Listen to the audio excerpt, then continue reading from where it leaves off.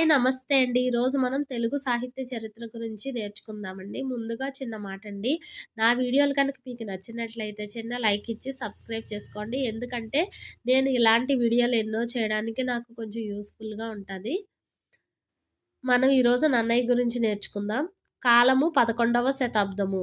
రచనలు భారత ఆంధ్రీకరణలో 2:30 పర్వాలు, ఆది సభా పర్వాలు, అరణ్య పర్వంలో 4వ ఆశ్వాసము, 142వ పద్యం వరకు అనువదించారు. అదేవిధంగా ఆంధ్ర శబ్ద చింతామణి అనే గ్రంథాన్ని కూడా రచించారు.